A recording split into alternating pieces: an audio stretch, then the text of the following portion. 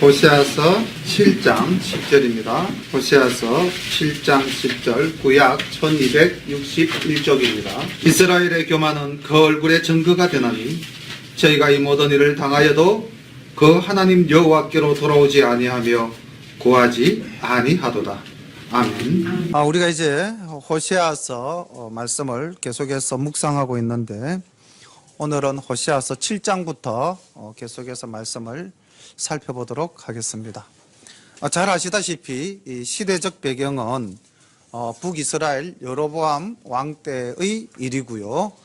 이때가 잘 아시다시피 솔로몬 이후 이스라엘이 최대의 번성기를 누리던 시절입니다. 이 7장부터 14장까지 말씀을 준비하면서 이 시대를 살아갔던 사람들과 또 오늘날 살아가는 우리는 닮은 꼴이 없을까? 그 시대의 사람들이 호세아로부터 이런 호된 질책을 받을 정도의 문제가 있었다면은 오늘날 우리의 삶을 바라보는 누군가는 우리에게 어떤 말을 할 수 있을까? 이런 것들을 생각을 해보았습니다. 그 생각을 해보니까 닮은 꼴이 참 많은 것 같아요. 그 북이스라엘은 그 북이스라엘을 왕조를 연 여로보암이 단과 베델에 송아지 신상을 만들잖아요. 그리고 그 우상을 섬기게 하잖아요. 그 우상을 만든 근본적인 이유가 무엇 때문이었습니까? 예루살렘 성전으로 가서 예배를 드리지 못하게 하기 위함이었습니다. 가만히 생각해 보면 오늘날도 우리가 예배 드리러 오는 것을 가로막는 이 베델의 송아지와 같은 것들이 있는 거예요. 뭘까요? 그 시대의 우상은 송아지가 우상이었다면은, 그 시대의 우상은 바알과 아세라가 우상이었다면은 오늘날 우리 시대는 바알도 없고 아세라도 없고 송아지도 없습니다. 그럼 우리 시대는 우상이 없는 걸까요? 우리가 하나님께 나아가는 것을 가로막는 존재가 없을까요? 있다면 그건 무엇일까요? 예, 우리 권사님이 이럴 수 있어요. 예, 돈이죠, 물질이죠. 사람이 오늘날 보면은 우리가 관계 속에서 본다면은 하나님과 사랑과 물질 이렇게 나누어서 볼 때 제일 하위에 있는 이 물질이 어느 날 제일 위에 올라가 있는 거예요. 그렇게 해서 하나님보다도 더 위에 있으면서 우리를 주관하고 우리의 삶을 흐트르게 하는 존재가 아닌가. 이 시대도 물질이 풍성하고 나라가 번영하니까 그 풍성하게 주신 분의 은혜를 생각하기보다는 또 그 풍성하게 주신 것을 가지고 어떻게 하면 하나님께 영광을 돌릴까 이렇게 생각하기보다는 그것을 가지고 어떻게 내가 즐거움을 누리며 쾌락을 누리며 향락을 즐길까 그렇게 살아갔던 것 같습니다. 오늘날 우리의 삶도 비슷한 것 같아요. 경제가 잘 돌아가면은 제일 먼저 불이 피어 번쩍이는 곳이 유흥가라고 그러잖아요. 경제가 아무리 안 돌아가더라도 끝까지 꺼지지 않는 불이 있는 곳이 유흥가라고 그러잖아요. 사람들은 오늘도 하나님보다는 그런 쾌락을 쫓아가는 사람들이 많은 것 같습니다. 이스라엘 그 시대에도 그랬던 것 같아요. 7장 1절부터 말씀을 한번 보도록 하겠습니다. 내가 이스라엘을 치료하려 할 때에 에브라임의 죄와 사마리아의 악이 드러나도다. 저희는 괴사를 행하며 안으로 들어가 도적질하고 밖으로 떼지어 노락질하며 내가 그 여러 악을 기억하였음을 저희가 마음에 생각지 아니하거니와 이제 그 행위가 저희를 애워싸고 내 목전에 있도다. 저희가 그 악으로 왕을 그 거짓말로 방백들을 기쁘게 하도다. 저희는 다 간음하는 자라 빵 만드는 자에게 달구어진 하덕과 같도다. 저가 반죽 뭉침으로 발교되기 전까지만 불 일으키기를 거칠 뿐이니라. 우리 왕의 날에 방백들이 술의 뜨거움을 인하여 병이 나며 왕은 오만한 자로 더불어 악수하는도다. 저희는 엎드려 기다릴 때에 그 마음을 하덕같이 예배하니 마치 빵 만드는 자가 밤새도록 자고 아침에 피우는 불이 일어나는 것 같도다. 저희가 다 하덕같이 뜨거워져서 그 재판장들을 삼키며 그 왕들을 다 엎드러지게 하며 저희 중에는 내게 부르짖는 자가 하나도 없도다. 1절부터 7절까지의 말씀을 보면은요, 그 당시 이스라엘의 죄악상이 어떠했는가를 알 수가 있죠. 도둑질, 약탈, 노략, 탐욕, 우상숭배, 우리가 여기에서 직접적으로 기록되어져 있지 않지만 왕을 엎드러지게 하는 모반, 이러한 사건들이 어떻게 달구어진 화덕처럼 육신의 정욕에 불붙어서 하나님을 찾지 않고 하나님을 돌아보지 않고 하나님께서 직접 구원하고 치료해 주시겠다 하는 그것도 무시하고 자기들의 길로 가는 사람들의 모습을 볼 수가 있습니다. 1절에 보면 내가 이스라엘을 치료하려 할 때에 이스라엘을 고치시겠다, 너희를 돌아보겠다 함에도 불구하고 이들은 자신의 욕망을 쫓아갔습니다. 욕망을 쫓아가는 자는 하나님을 인식하지 않거나 하나님을 찾지 않습니다. 그래서 2절에 보면은 그들이 어떻게 생각합니까? 내가 그 여러 악을 기억하고 있는데도 불구하고 저희는 마음에 생각하지 아니한다. 오늘날 살아가는 많은 사람들이 그렇지 않습니까? 하나님께서 나를 주관하고 계신다, 이 사실만 우리가 깊이 인식을 하더라도 하면은 우리가 뭐 어떤 감정이 이만큼 올라오더라도 우리는 그걸 삼킬 수가 있겠죠. 근데 하나님이 계신다는 사실을 우리가 잊어버리면은 여기에 있던 것이 이만큼 나오는 것이 아니라 그 이상의 행위로 나타나 버리는 것 아니겠습니까? 달구어진 화덕으로 묘사하고 있는데 얼마나 뜨겁습니까? 빵을 굽기 위한 그 화덕이. 그때 그 사람들이 그렇게 불붙어 있었다는 겁니다. 하나님 사랑에 불이 붙어 있었으면 참 좋았을 텐데 어디에? 세상의 정욕에 그렇게 불붙어 있었다는 겁니다. 이스라엘 그 말기적 사회를 보면은 여로보암의 아들 사가랴는 왕위에 오른 지 6개월 만에 살룸이라는 인물에게 죽임을 당합니다. 살룸은요, 한 달 만에 머나임에게 죽임을 당합니다. 머나임의 아들 버가히야는 베가에게 죽임을 당하고요, 베가는 호세아에게 죽임을 당하는 이 왕위 찬탈의 역사가 계속해서 이어지는 겁니다. 이거는 가만히 역사를 더듬어 보면 이후에 로마 제국의 말기에도 군인 황제 시대에는 보면은 왕의 재위 기간이, 황제의 재위 기간이 채 1년이 못 되는 걸로 나타나고 있고요. 우리나라도 고려 말기에 무신 정권이 지배할 때는 왕이 수없이 많이 폐위되어지고 세워지기도 했습니다. 권력이라는 수레에 올라탄 사람들은 그것을 가지거나 지키기 위해서 하나님의 진리는 떠나버리는 거죠. 이스라엘이 하나님이 택한 사람들이 그러했다는 겁니다. 8절 봅니다. 에브라임이 열방에 혼잡되니 저는 곧 뒤집지 않은 전병이로다.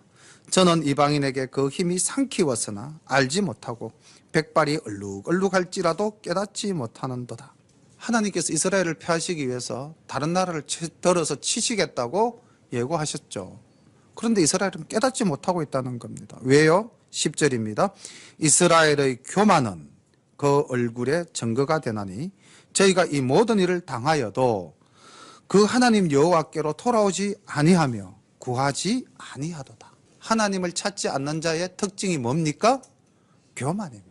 그러니까 제가 이 말씀을 드릴까 드리지 말까 참 고민을 많이 했는데 지난번에 한번 제가 말씀을 드렸을 겁니다. 자존감과 자존심은 다르다. 그래서 우리는 자존감은 있어야 돼요. 그러나 우리에게 자존심은 가지면 위험합니다. 이 자존심이 나중에 어디로 가게 될까요? 교만으로 갈 확률이 굉장히 높은 거거든요. 내가 낸데 하는 거는 자존심입니다. 내가 이런 사람이다라고 자기를 낮추고 자신을 정확하게 돌아보는 것은 자존감입니다. 자존감이 있어야 우리는 이 땅에서 나의 존재성을 가지고 살아갈 수가 있어요. 학교에서도 보면 학생들이 성적이 좀 떨어지면 제일 먼저 없어지는 게 자존감이 없어져요. 자기 주체에 대한 인식이 사라져 버리는 거예요. 그리고 하찮은 존재로 생각하고 그러다 보니까 성적 때문에 목숨을 잃는, 성적과 목숨을 비교해 보면 비교의 대상이 안 되잖아요. 그죠? 자존감이 없으면 그렇게 됩니다. 그런데 이 자존감 말고 자존심은 자기를 남에게 드러내고 그 드러낸 것을 통해서 남을 억압하는 게 자존심입니다. 자존감은 아무리 강해도 절대 남을 억압하지는 않습니다. 자존감이 강한 사람은 오히려 상대도 존중합니다. 자존심이 교만으로 간. 근데 이스라엘이 아마 그 당시 솔로몬 이후 최대의 강국이 되다 보니까 자존심이 강해진 것 같아요. 교만해진 겁니다. 교만해지니까 하나님을 찾지도 않고 하나님을 구하지도 않고 하나님께 돌아가지도 않습니다. 자, 그 모습을 계속해서 보겠습니다. 에브라임은 어리석은 비둘기같이 지혜가 없어서 애굽을 향하여 부르짖으며 아수르로 가는도다. 저희가 갈 때에 내가 나의 그물을 그 위에 쳐서 공중의 새처럼 떨어뜨리고 전에 그 공회에 들려준 대로 저희를 징계하리라. 화 있을진저 저희가 나를 떠나 그릇 갔음이니라. 패망할진저 저희가 내게 범죄하였음이니라. 내가 저희를 구속하려 하나 저희가 나를 거스려 거짓을 말하고 성심으로 나를 부르지 아니하였으며 오직 침상에서 슬피 부르짖으며 곡식과 새 포도주를 인하여 모이며 나를 거역하는도다. 내가 저희 팔을 연습시켜 강건케 하였으나 저희는 내게 대하여 악을 꾀하는도다. 저희가 돌아오나 높으신 자에게로 돌아오지 아니하니 속이는 활과 같으며 그 방백들은 혀의 거친 말로 인하여 칼에 엎드러지리니 이것이 애굽 땅에서 조롱거리가 되리라. 자, 지금 이 내용을 보면은 이제 이 여로보암 이후에 이스라엘이 힘들어질 때의 상황을 묘사하고 있는데, 이스라엘이 힘들고 어려울 때에 하나님께로 돌아오는 것이 아니라 어디로 갔다는 겁니까? 애굽으로 가고 아수르로 갔다는 거죠. 세상의 힘을 의지한다는 겁니다. 자, 오늘날 우리가 신앙생활 하다가 내 삶에 어려운 문제가 내가 어려운 삶의 문제를 만났다. 그때 우리가 문제를 해결하는 방법은 어떤 겁니까? 정답은 우리 모두가 다 알고 있죠. 뭐죠? 하나님께 나와서 기도하는 겁니다. 자, 그럼 정답인데 이게, 그럼 나는 그 정답대로 산다 하시는 분 손 들어보시기 바랍니다. 내가 삶의 문제를 만났을 때 기도하면 이 문제는 해결되어질 수 있고 하나님께서 우리의 삶을 돌아보시는 것을 나는 믿습니다. 그래서 기도가 답이다라는 것을 알아요. 그런데 우리가 정말 기도하는가? 라고 나에게 다시 질문을 던지면은 내가 과연 어떻게 대답할 수 있는가? 그래서 제가 오늘 우리 성도님들께 이제 말씀 중간이긴 하지만은 부탁을 드리려고 합니다. 우리 교회 기도의 불이 점점 식어져 가는 것 같아요. 그러면서 우리 교회 안에 지금 여러 가지 환란이 생기는데, 가만히 보니까 이 환란이 뭘 지금 통해서 오냐면은 질병을 통해서 오는 겁니다. 난데없이 장로님이 교통사고를 당했고요. 지난주, 이번주 계속해서 우빈이, 예빈이 입원해서 그 가족이 계속 교회를 못 오고 있습니다. 그리고 뭐 또 육체적인 질병뿐만 아니라 우리 지금 마음의 상처로 인해서 교회로 오는 발걸음이 힘들어지시는 분들도 계셔요. 몸의 질병은 드러나 보이지만은 마음의 영의 병은 안 보이죠. 그래서 우리는 그 사람이 건강한 것처럼 생각할지 모르지만 사실은 육신의 병보다 그 마음에 깊이 박힌 영혼의 병이 더 무서운 거거든요. 그런데 왜 우리에게 자꾸 이런 지금 시련과 질병이 다가오는가? 아, 이것이 뭐 그냥 살다 보면 그런 날도 있죠. 이렇게 생각할 것인가? 저는 그게 아닌 것 같아요. 교회가 안정이 되고 조금 성장하려고 그러니까 마귀가 막 흔드는 것 같아요. 저때도 한번 말씀드렸지만은 이제 제가 2월 8일부로 학교를 명예퇴직했지 않습니까? 8년 반을 남겨놓고.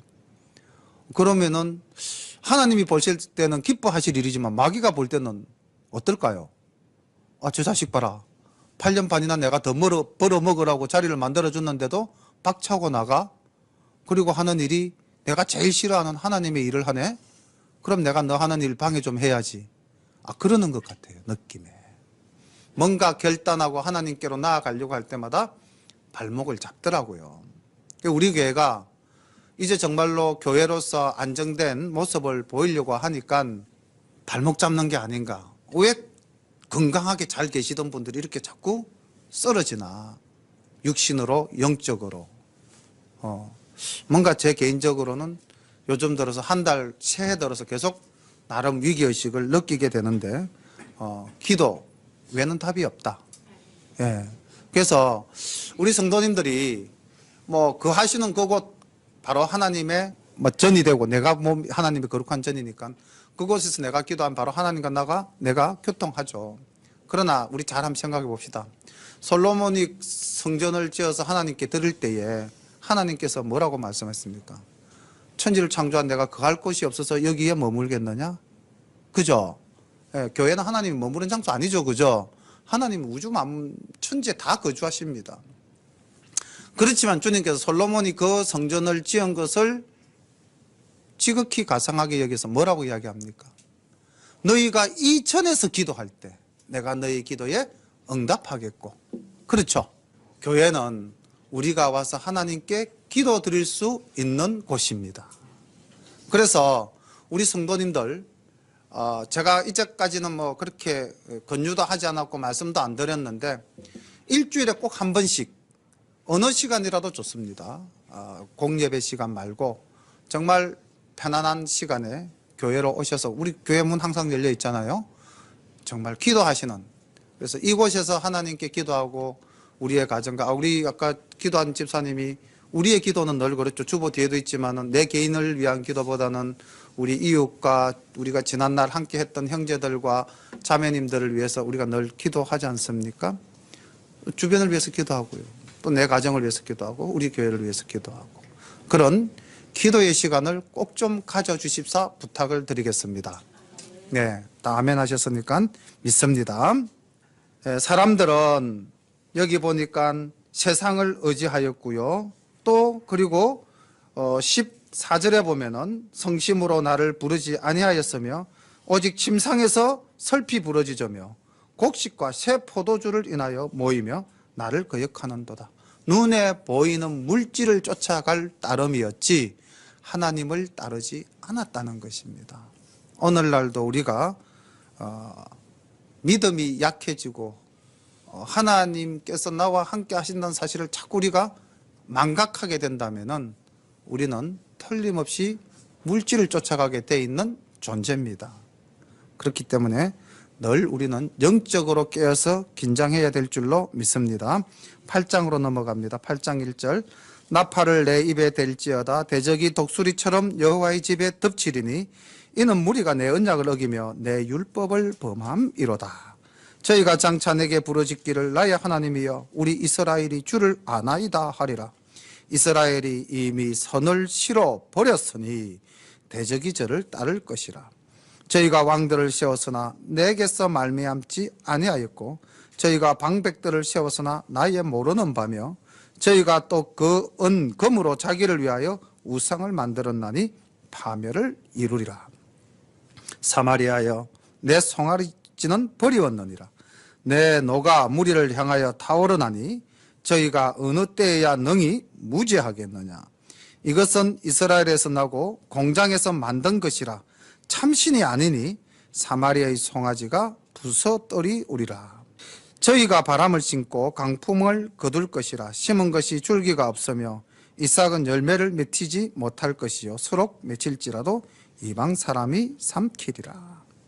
지금 1절부터 7절까지를 가만히 보면은 이스라엘이 위기적 상황을 만나도 하나님께 온전히 회개하고 돌아오지 않는다는 겁니다.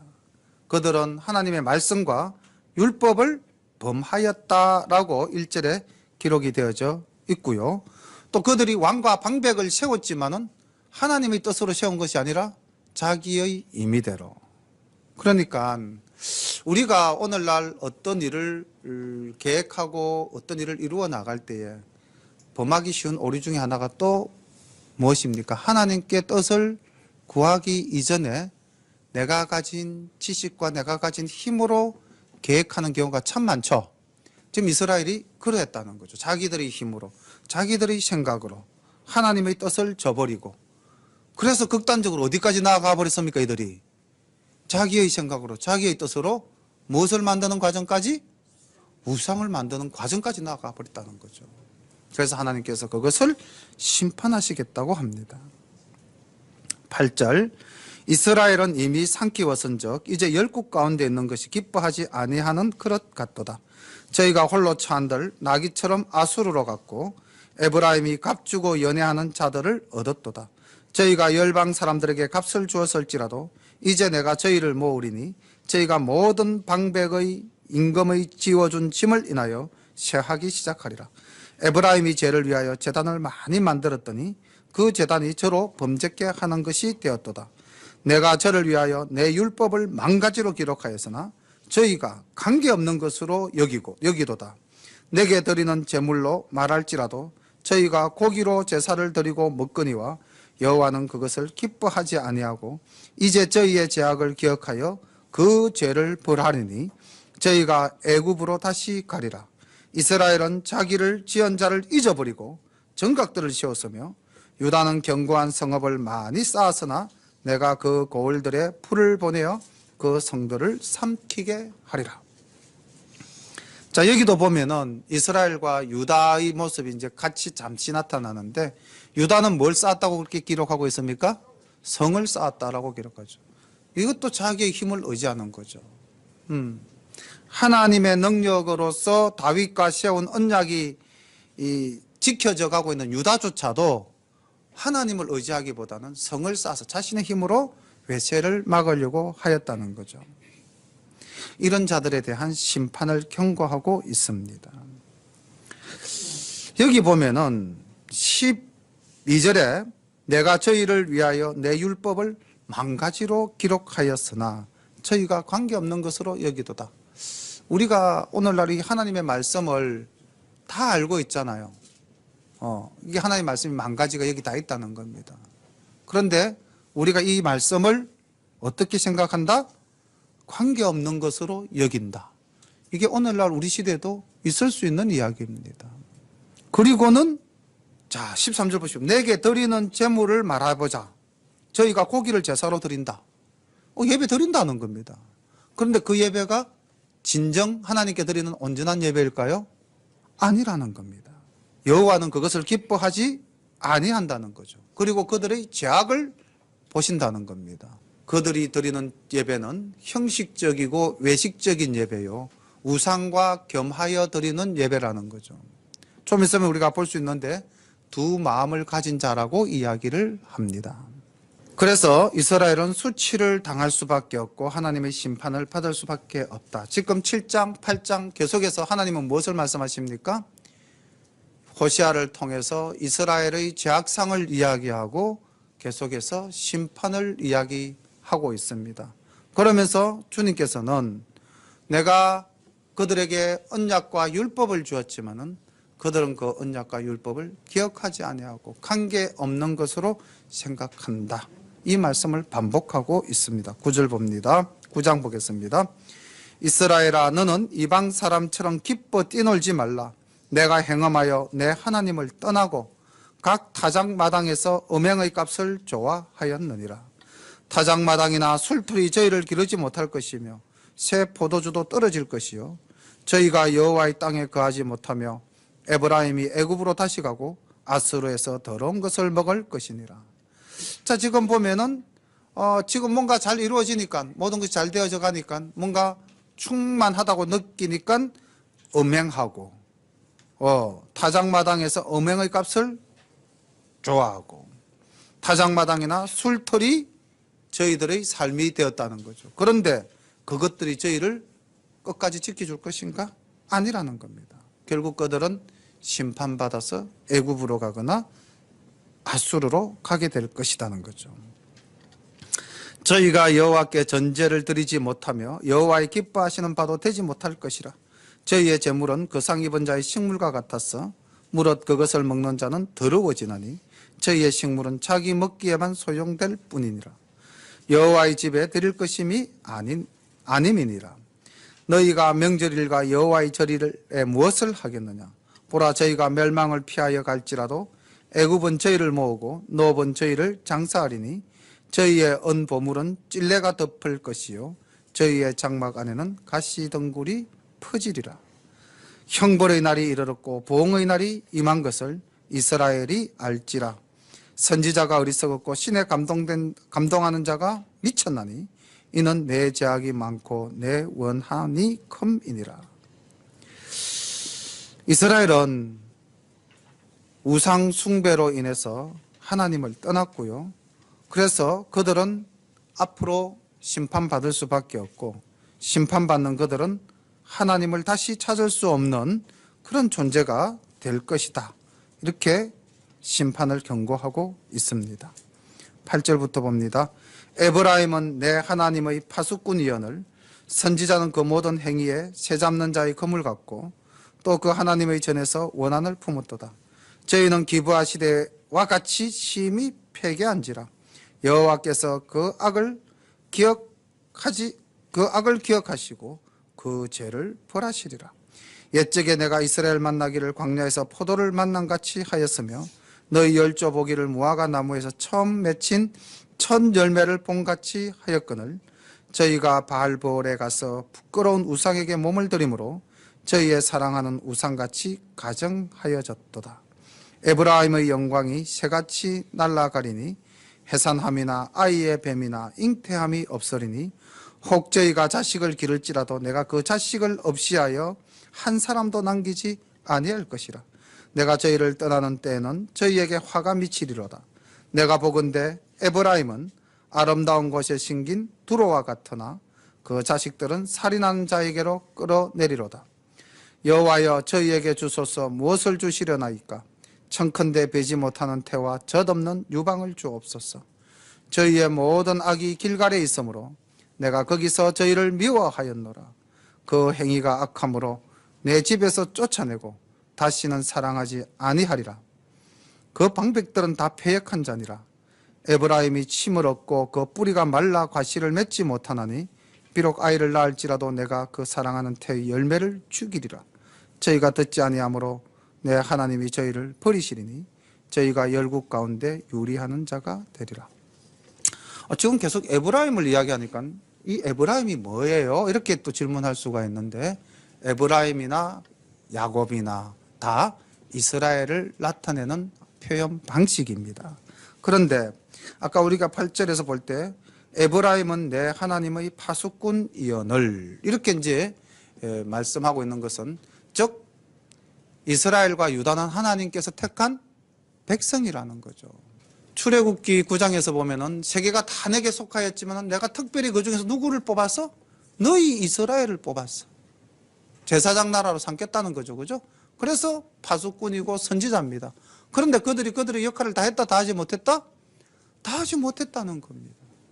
그리고 이들을 하나님께서는 어떻게 생각하셨냐면은 10절에 보면은 옛적에 내가 이스라엘을 만나는 것을 광야에서 포도를 만나는 것과 같이 하였고 너희 열조 보기를 무화과 나무에서 처음 맺힌 첫 열매를 본 것 같이 내가 너희를 사랑스럽고 귀하게 여기고 인도하였다. 애굽에서 이끌어냈다는 겁니다. 그런데 그렇게 이끌어내어서 너희들에게 새 땅을 주었는데 그 가나안 땅에서 너희들이 행한 행위가 뭐냐? 이게 기브아의 사건입니다. 혹시 기브아 사건 기억하십니까? 어디서 이 일이 일어났죠? 사사기에서 보면 나옵니다. 레위인의 첩을 베냐민 지파가 간음한 사건. 이게 기브아 사건이죠. 그래서 주님께서는 9절에 보시면 저희는 기브아의 시대와 같이 심히 패괴한지라. 그때 사람들이 어떻게 했습니까? 그때 그들이 하나님을 알지 못함으로 그 다음 말씀이 뭐죠? 자기의 소견대로 행하였더라. 이게 사사기 시대를 나타내는 대표적인 말 아닙니까? 그렇죠? 지금 이 북이스라엘 시대가 그때 사사기 시대처럼 도덕적으로나 모든 것이 다 허물어져 버렸고 하나님의 말씀도 간 것이 없고 자기들의 소견을 쫓아 사는 시대가 되었기 때문에 하나님께서는 이들을 심판할 수밖에 없다는 것이고요. 그 심판의 한 방법으로서 주님은 여기서 무엇을 말씀하시냐? 출산을 멈추겠다. 태의 자식을 얻게 하겠다. 다시 말하면 후손을 보지 못하게 하겠다. 기업을 이어가지 못하게 하겠다. 조금 뭐 곁길로 흐르는 이야기지만은 사실 우리나라가 하나님의 은혜로 정말 잘 사는 나라 되지 않았습니까? 그렇죠. 어저께 식당에서 이제 밥을 먹었는데 그 식당 주인 아줌마가 이런 말씀을 하시더라고요. 이제 제가 학교 선생님인 줄 알고 동네에서 이제 이렇게 식사를 했는데, 선생님, 제가 보니까요, 우리나라가 너무 잘 사는 것 같아요. 길거리에 차가 세워져 가지고 사람들이 차를 못 대고요. 사람마다 손에 휴대폰 다 들고 다니죠. 맞아요. 우리나라 엄청 부자예요. 엄청 부자죠. 그런데 이렇게 엄청 부자가 된 것이 다 우리가 사실 알고 보면은 조상들의 그 피 흘린 믿음의 순교 때문 아닙니까? 일제시대 때 보면은 6.25 시대 때 보면은 우리나라에 그렇게 순교자가 많았습니다. 그 순전한 믿음의 조상들의 피로 말미암아 우리가 오늘 이렇게 잘 살게 되었는데, 과연 우리는 어느 날 어떻게 정말 이 시대를 살아가고 있는가 돌아보면은 악이 범람했죠. 그래서 우리 시대가 어떤 시대로 가고 있느냐, 저는 젊은 세대가 결혼하지 않는 것, 결혼한 사람들이 아이를 낳지 않는 것, 오늘 이 말씀을 준비하면서 그 하나님께서 잠언서를 통해서 자식은 화살의 그 전통의 화살과 같도다. 많으면 많을수록 좋은 거 아닙니까? 근데 과연 우리에게 자녀가 얼마나 있습니까? 저는 일찍이 아들, 딸 구별해서 넷만 낳아 잘 기르자. 이게 제 구호였어요. 아들 둘, 딸 둘 낳는 게. 근데 뭐 어쩔 수 없이 우리가 수술을 통해서 정상분만을 못 하다 보니까 둘밖에 못 낳습니다. 정말 저는 자식은 많아야 된다고 생각을 하거든요. 근데 이 시대에 많은 사람들은 자식 많이 낳는 것을 짐으로 생각하고 부담으로 생각하고, 그게 자식을 위하는 걸까요? 나를 위하는 걸까요? 부모가 자기를 위하는 시대가 되어버렸다는 겁니다. 이 시대가 하나님께서 이 멸망하는 이스라엘에게 주신 진노와 같은 삶을 행하고 있다는 것은 우리가 지금 그 진노를 받은 것이 아닐까, 이런 두려운 마음이 들었습니다. 우리는 여기 보십시오. 16절, 에브라임이 침을 입어서 그 뿌리가 말라 과실을 맺지 못하나니 비록 아이를 낳을지라도 내가 그 사랑하는 태의 열매를 죽이리라. 자녀를 끊어버리겠다는 거예요. 대가 끊기는 것만큼 힘든 일이 없고 어려운 일이 없는데, 요즘 사람들은 그걸 별로 힘들게 생각하지도 않습니다. 10장까지 오늘 말씀을 보겠습니다. 10장에 보면은 2절에 저희가 두 마음을 품었다 이렇게 기록되고 있습니다. 오늘날 살아가고 있는 우리가 딱 이 상태거든요. 두 마음을 품고 산다. 말씀을 한번 보도록 하겠습니다. 이스라엘은 열매 맺는 무성한 포도나무라. 그 열매가 많을수록 제단을 많게 하며 그 땅이 아름다울수록 추상을 아름답게 하도다. 그래서 2절에 저희가 두 마음을 품었다 이렇게 기록하고 있습니다.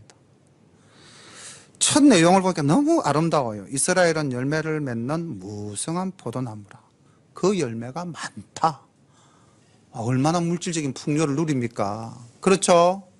포도나무에 포도가 많다는 것은 포도주가 많다는 것이고, 이는 번성하고 풍요롭다는 것인데, 그렇게 번성하고 풍요로울수록 무엇을 많게 했다?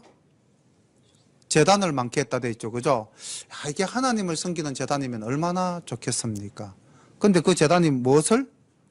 주상을 아름답게, 우상을 아름답게 하는 제단이라는 거예요. 물질이 풍요로울수록 우상을 섬긴다는 겁니다.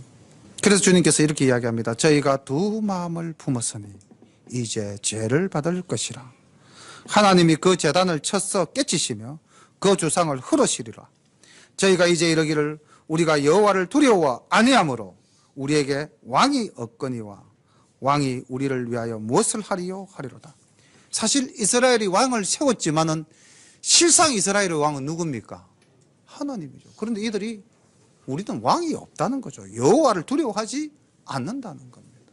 인간의 교만이 거기에 도달했다는 거죠. 제가 아래 어느 그 신문 기사에 보니까 중국 과학자하고요, 영국의 과학자하고요, 우리나라 과학자도 거기에 포함이 되더라고요. 이 머리 이식 수술. 그러니까 심장이 멎은, 뭐라고 그러죠? 그 심장이 멎은 사람을.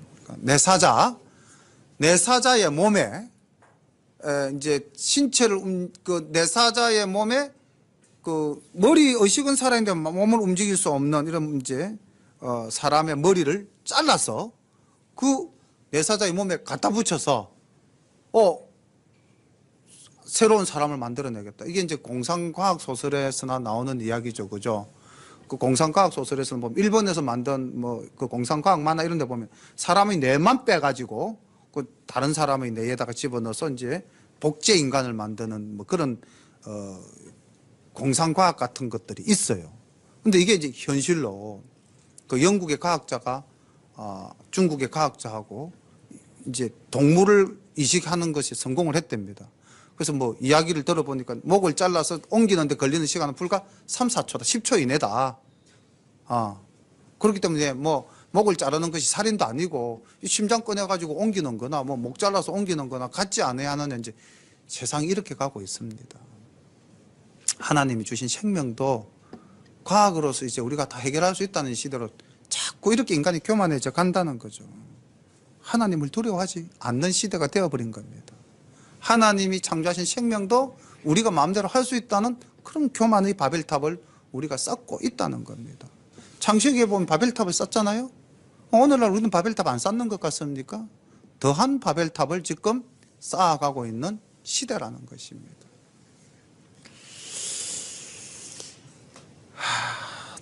말씀을 계속해서 보겠습니다. 4절입니다. 저희가 헛된 말을 내며 거짓 맹세를 바라여 언약을 세우니 그 재판이 바디랑에 돋는 독한 인진 같으리로다. 사마리아 거민이 벳아웬의 송아지를 인하여 두려워할 것이라. 그 백성이 슬퍼하며 그것을 기뻐하던 제사장들도 슬퍼하리니 이는 그 영광이 떠나감이며 그 송아지는 아수르로 옮겨다가 예물로 야렙 왕에게 드리리니 에브라임은 수치를 받을 것이요 이스라엘은 자기들의 계의를 부끄러워할 것이며 사마리아 왕은 무리의 거품같이 멸망할 것이며 이스라엘의 제된 아웬의 산당은 폐괴되어 가시와 찔레가 그 단위에 날 것이니 그때에 저희가 산들어 우리를 가리우라 할 것이요 작은 산들어 우리 위에 무너지리라 하리라. 결국 그들이 섬기는 우상은 야레방에게 보내어질 것이다. 다시 말해 아무런 힘도 발휘할 수도 없고요. 결국 그 섬기던 이스라엘은 멸망하고 말 것이다 라는 것이죠. 여기 계의라는 말이 하나 나오는데요. 이게 조금 까다로운 말이죠. 6절의 말미에 보면 이스라엘은 자기들의 계의를 부끄러워할 것이며 자기들이 꾀하고 작정하는 일들이죠. 다시 말하면 세상의 힘을 믿거나 하나님을 떠나는 것, 이러한 것들이 아무런 능력을 발할 수가 없다는 겁니다. 그래서 부끄러워할 것이다. 벳아윈 이런 말이 나오는데 이제 이게 5절에 보면 사마리아 거민이 벳아웬의 송아지를 인하여, 벳아웬이라는 말은 베드라는 말은 집이라는 뜻이죠. 베들레헴 떡집, 그렇죠? 벳엘 하면 뭡니까?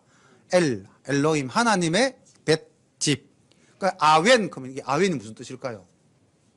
아웬의 뜻이 사악함입니다. 사악함. 사악함의 집. 이 사악한 집이 원래 무엇이었을까요? 벳엘이었습니다. 벳엘에 여로보암이 무엇을? 금송아지를 낳았잖아요. 그래서 하나님의 집이 사악한 집이 된 겁니다. 그래서 벳아웬은 아마 베델을 의미하는 것입니다. 그래서 보니까 벳아웬의 송아지를 인하여 이런 말이 나오잖아요. 우상을 세웠던 그 베델. 하나님의 집을 헐고 거기에다가 우상의 집을 세우는 존재들이 이스라엘이 사람들이었다는 겁니다. 하나님의 택한 선민이었다는 겁니다. 혹시 오늘 우리가 신약시대를 살아가고 있는 우리는 우리의 몸이 하나님의 거룩한 전이신 줄로 믿습니까? 근데 이 거룩한 하나님의 집을 우리가 과연 벳엘인데 우리가 벳아웬으로 혹시 가고 있지는 않은가? 낱말의 뜻을 잠깐 풀어보았습니다. 9절부터 말씀을 보겠습니다. 이스라엘아 내가 기브아 시대로부터 범죄하였거늘 무리가 기브아에 있어서 흉악한 족속을 치는 전쟁을 거기서 면하였도다. 내가 원하는 때에 저희를 징계하리니 저희가 두 가지 죄에 걸릴 때에 만민이 모여서 저를 치리라. 에브라임은 마치 길들인 암소 같아서 곡식 밟기를 좋아하나 내가 그 아름다운 목에 멍에를 메우고 그 위에 사람을 태우리니 유다가 밭을 갈고 야곱이 흙덩이를 깨뜨리라. 너희가 자기를 위하여 의를 심고 긍휼을 거두라.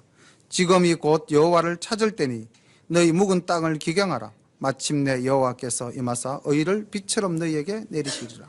12절은요 이렇게 쭉 7장부터 이어져 오던 말씀 속에 정말 특이하게 한 구절 들어가 있는데, 이런 너희라 할지라도 회개하고 돌아오면 하나님께서는 너희를 사하시고 받아주신다는 사랑을 나타낸 것입니다. 그런데 13절 보십시오. 너희는 악을 밭을 갈아 죄를 거두고 거짓 열매를 먹었나니. 악을 밭 갈아서 죄를 거두고요, 거짓 열매를 먹는데, 이거는 뭐 때문인가? 너가 너희의 길과 너희의 용사의 많음을 의뢰하였음이라. 결국 하나님을 믿기보다는 무엇을 믿었다는 겁니까? 자기의 능력을 믿었다는 거죠. 자기의 힘을 믿었다는 거죠. 이 현대인들이 살아가면서 제일 범하기 쉬운 오류가 나를 믿는다는 거죠. 나는 뭐든지 할 수 있어. 내가 다 할 수 있어. 하나님 필요 없어. 이거라는 거죠. 하나님은 돌아오라 돌아오라 돌아오라, 나간 자식 돌아오기를 밤새 기다리시는데, 그 나간 자식은 뭐라고 그러냐면은 나는 할 수 있어. 14절 그러므로 너희 백성 중에 요란함이 일어나며 내 산성들이 다 해파되어 살만이 전쟁의 날에 벳 아벨을 해파한 것 같이 될 것이라. 그때에 어미와 자식이 함께 부서졌도다. 너희의 큰 악을 인하여 베델이 이같이 너희에게 행하리니 이스라엘 왕이 새벽에 멸절하리로다. 이게 살만, 아수르의 왕이 살만 에셀이고요. 그 살만 에셀에 의해서 결국 BC 722년에 북이스라엘은 멸망당하고 맙니다. 첫 번째 올 10장을 시작하면서 두 마음, 그리고 10장 10절에 가시니까 두 가지 죄, 이렇게 해서 이제 두 마음과 두 가지 죄가 짝을 이루는데요. 이 두 마음 두 가지 죄라는 게 결국은 뭡니까? 우리가 하나님을 떠났어. 우상을 섬기는 것. 그렇게 해서 이 죄악된 세상에서 우리가 회개하지 않는 것. 우리 마음에 하나님이 없다.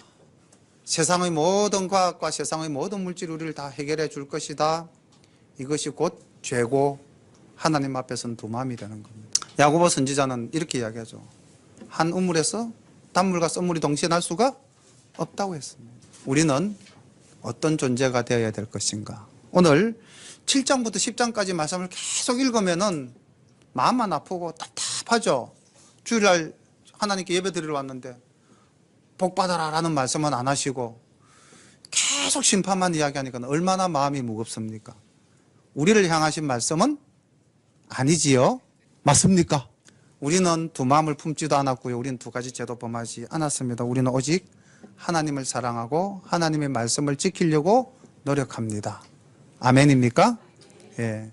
그런 마음가짐으로 우리가 만약에 그렇지 않을 때 이와 같이 하나님께서 우리에게 진노하시고 우리를 심판하시려 하시는구나. 우리가 물질을 가지더라도 절대로 교만해서는 안 되겠구나. 우리는 말씀을 통해서 이런 깨닫고 한 단계 더 성숙된 신앙생활을 하시는 열린교회 사랑하는 성도님 되실 줄로 믿습니다. 기도드리겠습니다. 사랑의 아버지 하나님, 이스라엘이 교만하여 두 마음을 품었고 또 여러 죄를 범하였습니다. 하나님께서는 그러할지라도 하나님께 돌아온다면은 하나님께서는 그들을 사하시고 그들을 품으시겠다 하심에도 불구하고 여전히 그들은 하나님의 율법과 하나님의 말씀을 어기고 여호와가 없다 하며 자기의 힘과 자기의 능력만 의지하는 어리석은 모습을 보이고 있습니다. 모든 문제의 해결이 하나님이 아니라 세상의 힘이 자기를 해결해 줄 것이다 하여 강대국을 쫓아가는 모습을 봅니다. 하나님, 우리가 이 땅을 살아가면서 우리의 삶 속에서 문제를 만날 때에 우리는 하나님께 나와 하나님께 부르짖는 자가 되게 하여 주옵소서. 그렇게 살기로 하나님 앞에 약속합니다. 우리의 약속이 이루어지게 하옵소서. 예수님의 이름으로 감사하며 기도드립니다. 아멘.